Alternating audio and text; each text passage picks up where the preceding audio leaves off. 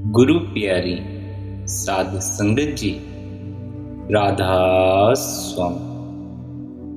प्यारी साध संगत जी, अध्यात्म के मार्ग पर, ध्यान मार्ग पर जो हमारे बीच सबसे बड़ी रुकावट बनता है वह संसार है। संसार के कारण लोभ, मोह, अहंकार जैसे विकार बने रहते हैं। जब तक संसार की कामना भीतर मौजूद है, लोभ भी मौजूद हो जाएगा। महंगी महंगी गाड़ियों का लोभ, बड़े बड़े बंगलों का लोभ, यह लोभ केवल तब तक ही बना हुआ है जब तक संसार है। जिस दिन इस संसार को अलविदा कहने का वक्त आएगा, लोभ भी खत्म हो जाएगा, क्योंकि फिर आपके पास न गाड़ियां रहेंगी न बंगले रहेंगे। इसलिए जो संसार मरने के बाद छोड़ना ही पड़ता है, उसे मनुष्य जन्म में जीते जी छोड़ देने का संतों द्वारा उपदेश दिया जाता है। जिसे मरकर छोड़ना ही है, उसे जीते जी छोड़कर देख लो, चैन आ जाएगा, सुकून आ जाएगा। मरने से पहले जितना जियोगे, आनंद से जियोगे। आप संसार का अर्थ समझाते हुए बताते हैं, संसार एक ऐसी जेल कोठरी है जिसके साथ हम चिपट जाना चाहते हैं। हम खुद ही इस जेल खाने से बाहर नहीं निकलना चाहते। हम इस जेल खाने की सलाखों को कसकर पकड़कर खड़े हो गए हैं। खुद तो हम इस संसार के जेल खाने से बाहर निकलते नहीं, और अगर इस जेल खाने से कोई बाहर निकलने का प्रयास करे तो हम उसे रोकने लग जाते हैं, उसे भी बाहर नहीं निकलने देते। उस सज्जन मुझसे कहा करते थे, हमें अपने भीतर से विवाह की मंजूरी कभी नहीं महसूस होती। ऐसा नहीं कि हम विवाह के खिलाफ हैं, पर जब हम अपने भीतर पूछते हैं कि विवाह की जरूरत है या नहीं, तो भीतर से कोई जवाब नहीं आता। बिल्कुल सुन पड़ी है, कोई विचार तक विवाह का नहीं उठता। हाँ, मगर पूरा दिन ध्यान में गुजार देने की मंजूरी अक्सर मिल जाती है।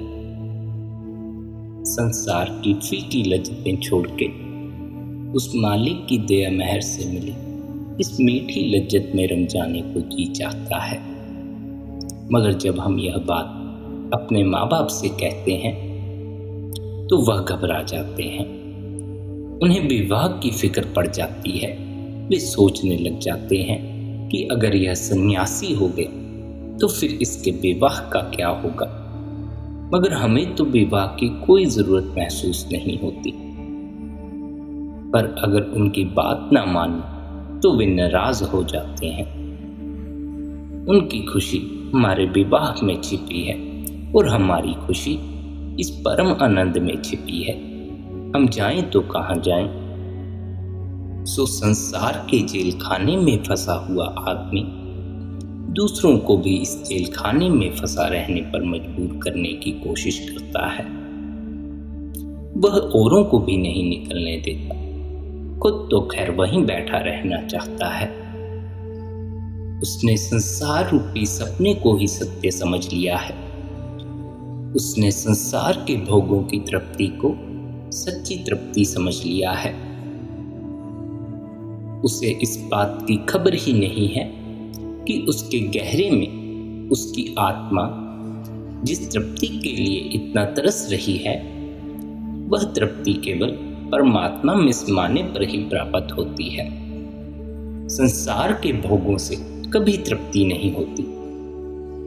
भोगते वक्त ऐसा भ्रम अवश्य पैदा होता है कि तृप्ति हो रही है, मगर कुछ देर बाद तृप्ति की लालसा और बढ़ने लग जाती है और मनुष्य इन्हीं भोगों को सच्ची तृप्ति मानकर इसी पड़ाव पर रुक जाता है।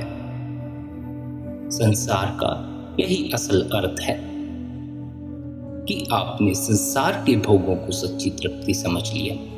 नहीं, सच्ची तृप्ति तो संसार के भोगों से परे है, उस परमात्मा में समाने पर प्राप्त होती है। परमात्मा में समाने के बाद ही आप पूरी तरह तृप्त हो पाते हैं, और ना ही संसार कहीं बाहर मौजूद है। संसार केवल और केवल आपकी सोच में मौजूद है।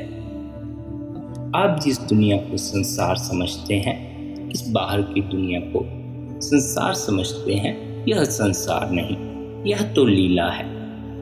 संसार तो आपके विचारों का खेल है। इस बात को हमेशा ख्याल रखना चाहिए कि जिसे हम संसार समझते हैं, इस दुनिया को हम संसार समझते हैं, लोगों को हम संसार समझते हैं, मगर यह संसार नहीं, यह तो लीला है। संसार हमारे दिमाग की उपज है, हमारे विचारों का खेल है। हो सकता है आप यह सत्संग सुनते वक्त ख्यालों से खड़े किए संसार में खोए हों। हो सकता है कोई इस वक्त अपने बच्चों के बारे में सोच रहा हो, कोई अपने पति के बारे में सोच रहा हो सकता है कोई अपनी दुकान के बारे में सोच रहा हो, या कोई अपने किसी और काम के बारे में सोच रहा हो। मगर यह सब घटनाएं आपके अंदर घटती हैं, हालांकि यह ऐसे महसूस होती हैं जैसे मानो सच हों, मगर यह सारी बातें आपको केवल अपने भीतर ही महसूस होंगी। बाहर ऐसा कुछ नहीं घटेगा। बाहर जिसे आप संसार कहते हैं, वहां कभी वैसा नहीं होता जैसा हम अपने दिमाग में अपने ख्यालों से बनाए संसार में बुनकर बैठ जाते हैं। बाहर तो लीला होती है, और लीला तो केवल वह परमात्मा कर सकता है, वह कृष्ण कर सकता है। उसमें आप चाहें तब भी दखल ना दे पाएंगे। हाँ, अगर आप कुछ बदल भी पाएंगे तो सिर्फ और सिर्फ अपने ख्यालों से खड़े किए संसार में ही कर पाएंगे, अपने दिमाग में ही कर पाएंगे। बाहर ऐसा कुछ घटता नहीं। आप जिसे संसार समझ लेते हैं, वहां ऐसा कुछ नहीं घटता सब आपके दिमाग में है। कभी कभार ऐसा होता है, हम औरों से सुनकर किसी व्यक्ति के प्रति धारणाएं खड़ी कर लेते हैं।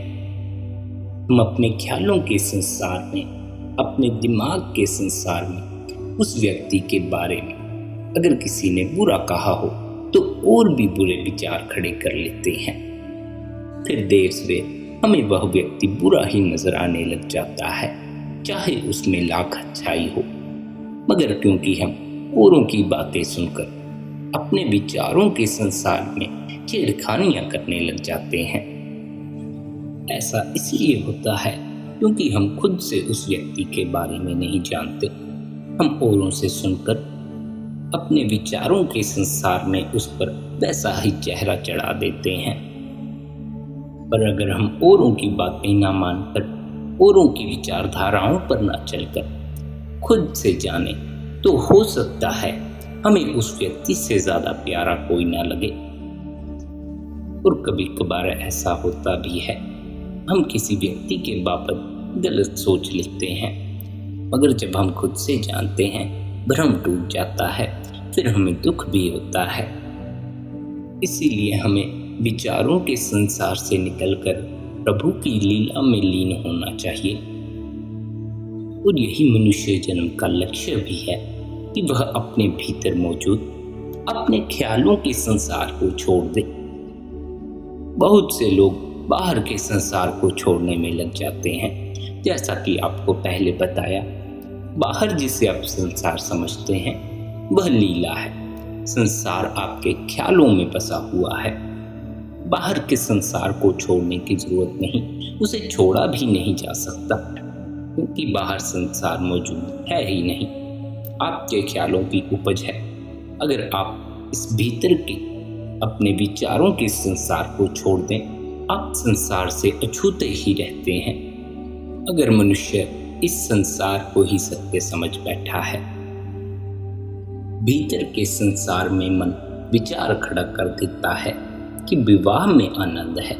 व्यक्ति विवाह कर लेता है और फिर विवाह के कुछ वक्त बाद पछताने लग जाता है, फिर दुखी होने लग जाता है, फिर उसे वैसा आनंद महसूस नहीं होता। सच तो यह है कि उसे पता ही नहीं लीला का कर्तव्य उसके भीतर मौजूद संसार का भ्रम तोड़ना है। व्यक्ति अपने भीतर के संसार में कई प्रकार की कल्पनाएं कर लेता है। वह सोच लेता है विवाह के बाद उसके जीवन में आनंद भर जाएगा। वह मन के फैलाए जाल में फंस जाता है। वह उस क्षण भर के विचार के, उस क्षण भर के आनंद के पीछे लग जाता है और उसी आनंद को सत्य मानने लग जाता है। मगर लीला देर सवेर उसका ये भ्रम तोड़ देती है और उसने जितनी कल्पनाएं विवाह के बाद की होती हैं, उसकी सारी कल्पनाएं तहस नहस हो जाती हैं और वह पाता है कि यहाँ तो कुछ और ही हो रहा है। उसके मुताबिक तो कुछ भी नहीं हुआ। उसका सजाया संसार पल भर में बिखर जाता है। इस पल भर के आनंद के चक्कर में वह हमेशा के लिए यहीं फंसा रह जाता है। व्यक्ति छोटे छोटे और क्षण भर के आनंद के पीछे भागता है। वह हमेशा रहने वाले आनंद के पीछे नहीं भागता। वह विवाह कर लेता है आनंद के कारण, क्योंकि उसे आनंद महसूस होता है। जैसे जैसे आनंद खोने लगता है, खुशी खोने लगती है। वह बच्चे पैदा कर लेता है, सोचता है बच्चे होंगे तो खुशी बनी रहेगी, हंसना खेलना बना रहेगा। मगर बच्चे धीरे धीरे बड़े होते चले जाते हैं। फिर बच्चे माँ बाप से नाराज रहने लग जाते हैं और कई माँ बाप और बच्चों में तो लड़ाई झगड़े होने लग जाते हैं।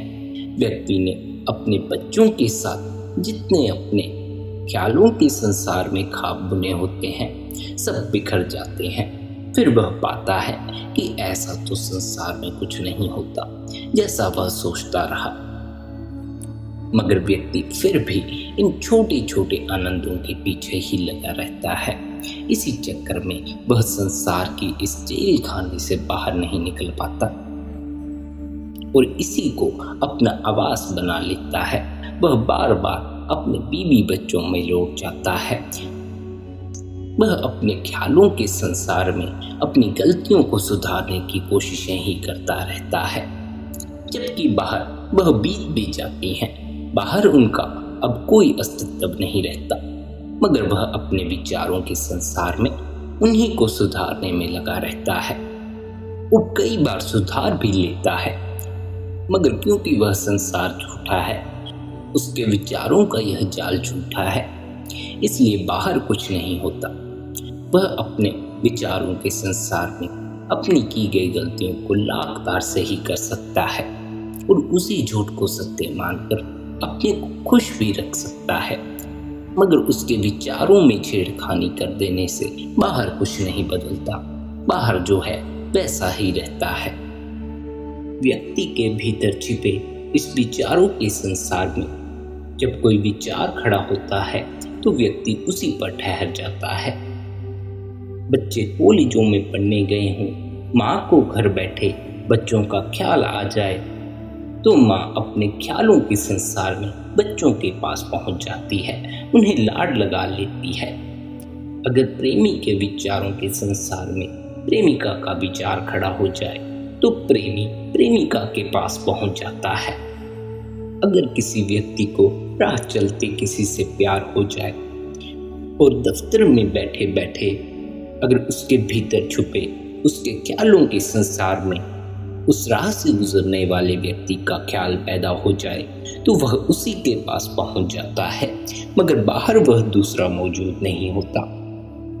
वह अपने ख्यालों के संसार में प्यार का इजहार भी कर देता है, मगर बाहर उस व्यक्ति को कुछ खबर नहीं होती। वह अपने भीतर ख्यालों के संसार में उससे विवाह भी कर लेता है, मगर बाहर उस व्यक्ति को अगर जाकर पूछा जाए इस दुनिया में उस व्यक्ति को उसके होने तक की खबर नहीं होती, मगर व्यक्ति अपने भीतर छिपे इस ख्यालों के संसार को ही सत्य समझ बैठता है। वह इसी में खोया रहता है, वह इसी को सजाता संवारता रहता है। वह बेहतर से बेहतर ख्याल बुनकर अपने भीतर के इस भ्रमित संसार को सजाता रहता है। जिस ख्याल पर लाकर मन उसे खड़ा कर देता है, वह उसी के आसपास अपने ही भीतर अनेक प्रकार के ख्याल खड़े कर लेता है। वह उसी विचार के आसपास अपना संसार निर्मित कर लेता है। व्यक्ति के भीतर छिपे इस संसार में जो विचार खड़ा हो जाता है, उसका सारा संसार उसी के आसपास निर्मित होने लग जाता है। वह फिर उस एक विचार में अनेक तरह के और विचार जोड़ने लग जाता है।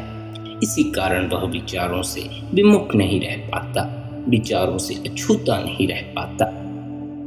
अगर उसे गाड़ी का विचार पैदा होता है तो उसे यह बात जान नहीं पड़ती कि यह विचार है।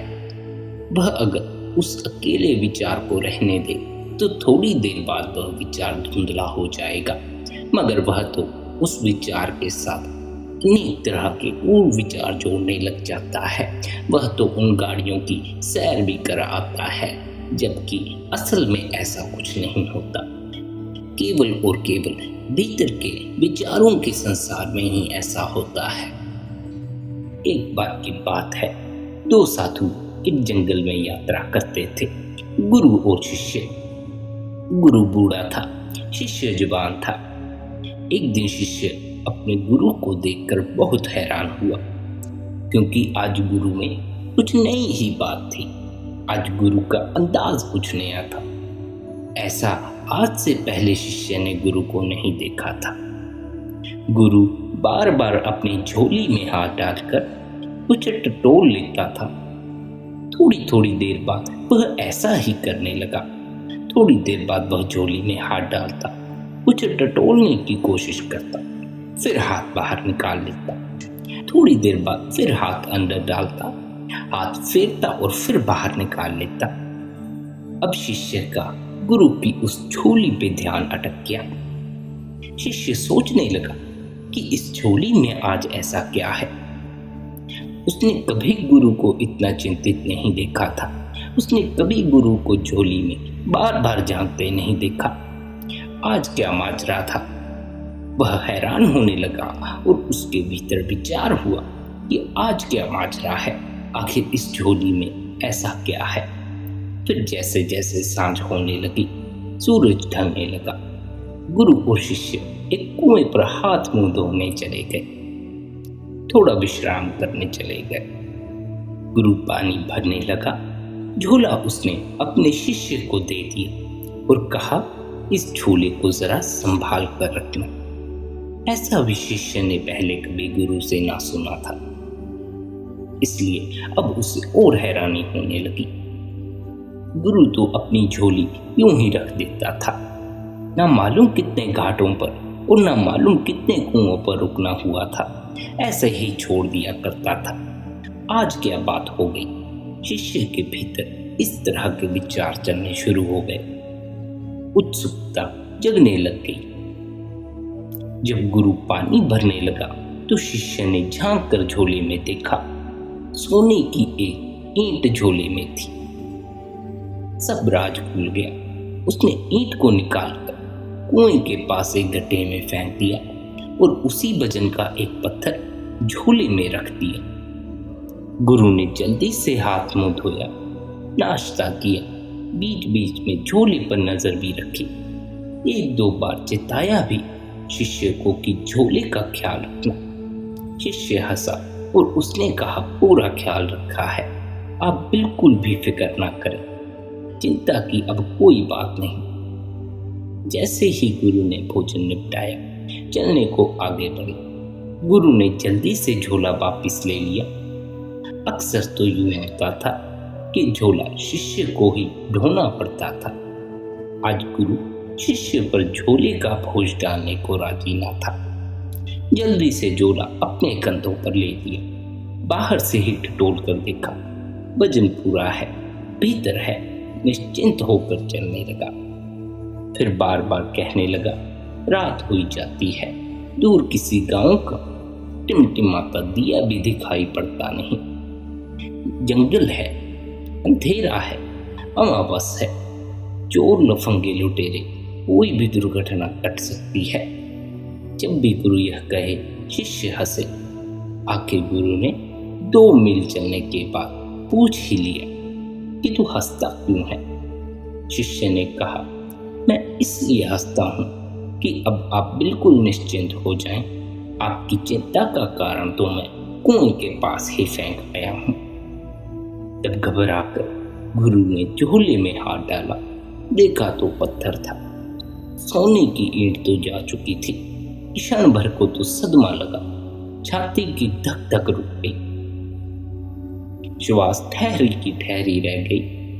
लेकिन फिर बोध भी हुआ। बोध क्या हुआ कि 2 मील तक झोले में तो पत्थर था, लेकिन मैं यूं मानकर चला रहा कि सोने की ईंट है, तो मोह बना रहा। जिंदगी भर भी अगर मैं यह मानकर चलता रहता कि सोने की ईंट है, तो मोह बना रहता। मोह ईंट में नहीं था, मेरी भ्रांति में था, मेरे भीतर के ख्यालों में मौजूद था।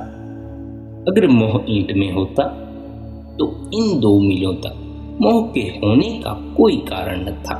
ईंट तो पीछे ही छूट गई, चिंता की कोई वजह न थी। मेरा सोने से मोह मेरे भीतर उत्पन्न हुआ, बाहर से नहीं।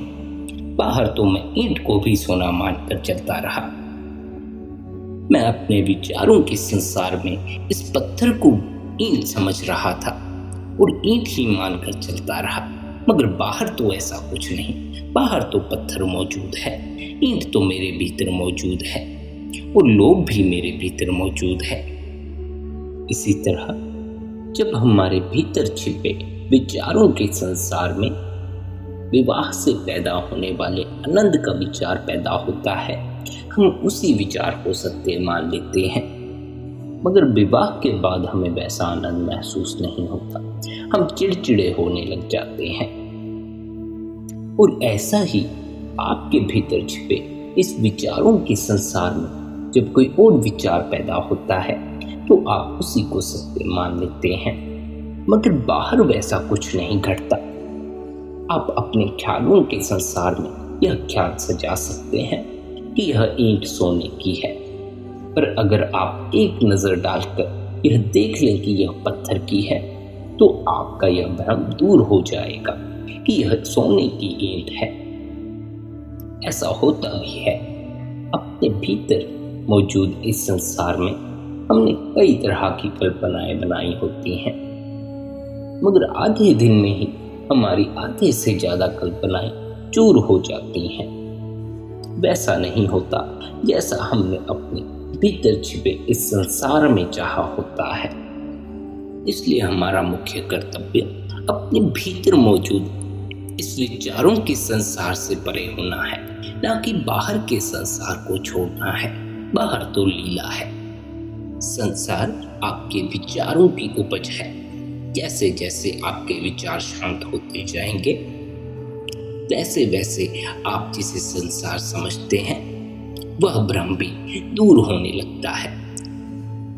विचारों से पूरी तरह खाली हो जाने पर कुछ नहीं रह जाता, किसी तरह का कोई संसार नहीं रह जाता, सिर्फ और सिर्फ शांति और आनंद रह जाता है। और विचारों से खाली होने के लिए मन को निर्मल करना बड़ा आवश्यक है। मन को निर्मल करने का अभ्यास हमें गुरु की दया मेहर से हासिल होता है। अगर हमारा गुरु के प्रति सच्चा प्रेम हो तो गुरु हम पर दया मेहर अवश्य करता है। वह हमें अनहद नाद की बख्शिश कर देता है। फिर उसके सिमरन से, फिर उसके अभ्यास से और गुरु की दया मेहर से हमारा मन धीरे धीरे निर्मल होता जाता है। और जब हम पूरी तरह विचारों से खाली हो जाते हैं, हमारा परमात्मा में निवास हो जाता है। राधा स्वामी जी।